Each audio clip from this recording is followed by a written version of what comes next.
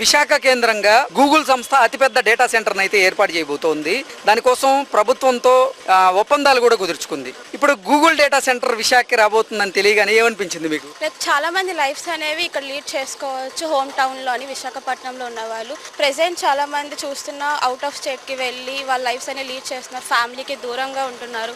ఇక్కడ వాళ్ళకి వస్తే అంటే బయట స్టేట్స్కి వెళ్ళి అక్కడ సాక్రిఫైసెస్ చేసి ఇంటి నుంచి దూరంగా ఉండి సెటిల్ అవ్వాలి. ఇక్కడ మన విశాఖపట్నంలో అయితే ఇంటి దగ్గరగా ఉండి మనం అనుకున్నట్టు మన లైఫ్ లీడ్ చేయవచ్చు. రాబోయేటువంటి రోజుల్లో విశాఖ నగరాన్ని ఆర్టిఫిషియల్ ఇంటెలిజెన్స్ నగరంగా తీర్చిదిద్దుతామంటూ కూడా చంద్రబాబు గారు, లోకేష్ గారు చెప్తూ ఉన్నారు. నిజంగా ఇప్పుడు సాఫ్ట్వేర్ కంపెనీలు కూడా విశాఖ కేంద్రంగా చేసుకొని పెట్టుబడులు పెడుతూ ఉన్నాయి. ఏమనిపిస్తుంది మీకు? ఆల్మోస్ట్ 1 lakh పైగా జాబ్స్ అనేవి విశాఖపట్నంలో వస్తున్నాయి. అది చాలా హ్యాపీ. రాబోయేటువంటి రోజుల్లో ఉద్యోగ అవకాశాలు కూడా పెరగబోతూ ఉన్నాయి. ఏమనిపిస్తుంది?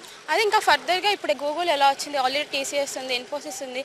ఇంకా ఫర్దర్గా ఇంకా చాలా కంపెనీస్ రావాలి. మన విశాఖపట్నంలో ఉన్న వాళ్ళకి ఇది ఇంకా ఈజీగా ఉంటుంది. జాబ్స్ అనేవి సెక్యూర్గా ఉంటాయి. ఓకే.